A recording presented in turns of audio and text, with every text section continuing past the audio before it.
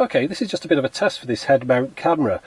I'm going to have a look at this thing. I'm going to take it apart, and I thought I'll just film the whole thing with the head-mount cam just to see how well it copes with this.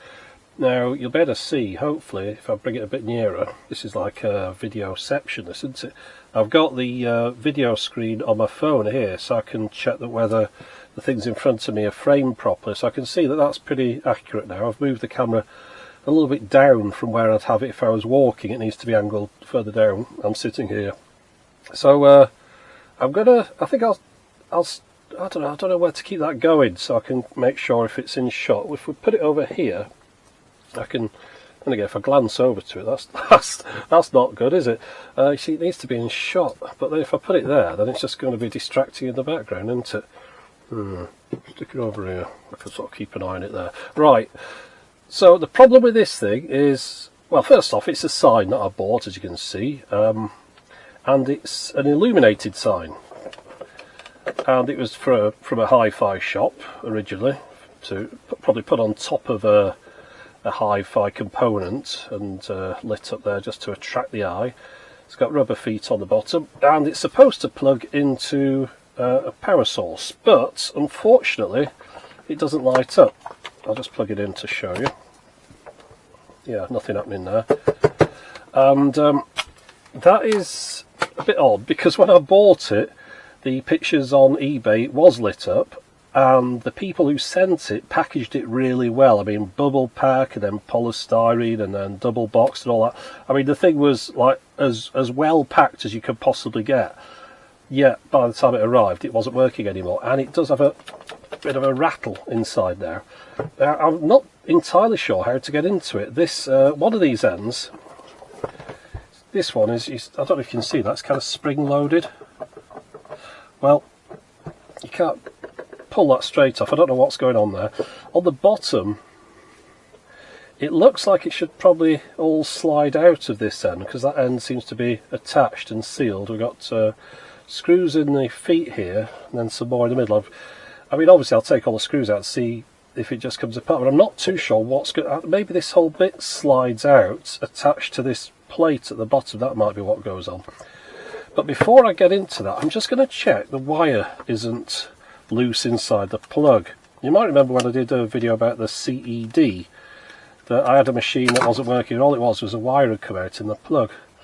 We've got a 3-amp fuse in here, and no, these are well and truly tightened up. There's no problem with those. So yeah, it's not the plug. I'll plug it in again just to make sure. You know, in the very unlikely event that just moving things around a bit has reconnected it, although I can't imagine that happening. So we'll just tighten that up and plug it in. It'll be a very short video if this works, won't it? Right, so let's plug that in there. No, still not illuminated. Right. Also, there's no switches on this as well, I should mention. There's nowhere to like turn it on or off. It's obviously one of those things that just comes on when it's plugged in. So I think the first thing I should do, I'm just trying to see if this is still in shot. Yeah, that looks okay. I'll take out these screws that are on the rubber feet now. Well, we'll take one out and see if it is just attaching the foot to the thing, or if it's doing more than that. Ah, no, I can feel it's loosened that off there. So if we take the rest of them out as well, with any luck, this thing should just slide open. I'm not too sure what the ones in the middle are doing. Maybe those need to come out as well. This is seems a different type of screw. Seems to be going in further. That's odd. So that back one is the short one there, and this one's just going on and on. Let's keep going. Look at that. I don't know if you can see that.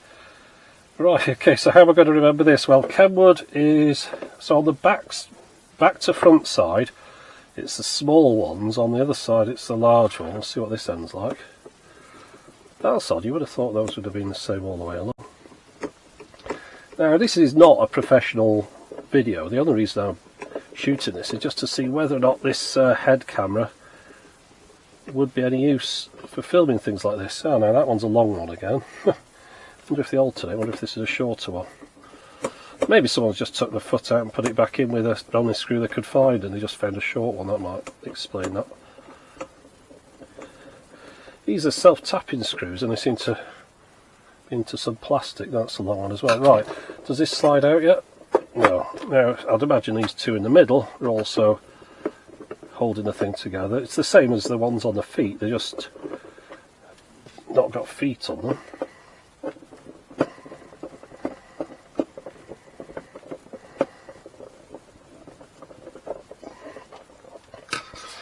Funnily enough, in the review of this head cam, I saw a couple of people saying you didn't say anything about the audio.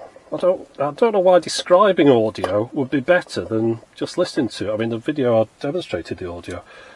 Ah, there we go. Right, brilliant. So let's see what's going on in here. So as you can see, that's just like a plastic cover, and well, I think we've figured out the problem, haven't we?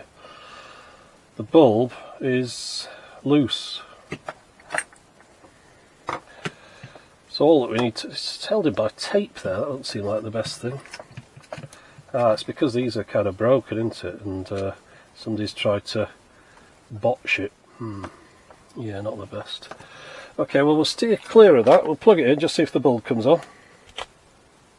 There we go. A little bit flickery as well.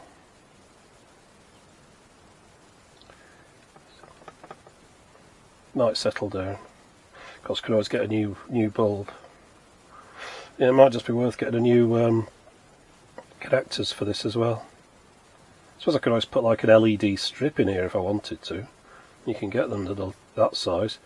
Yeah, so for the moment I'm just going to put this back together quickly.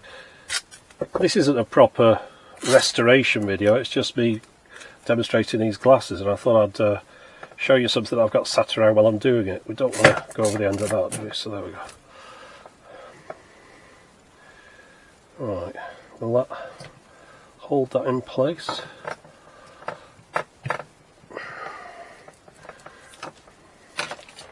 Just a quick plug in again, just check I haven't disconnected it. No, that's alright. Okay, so let's slide that back in the case.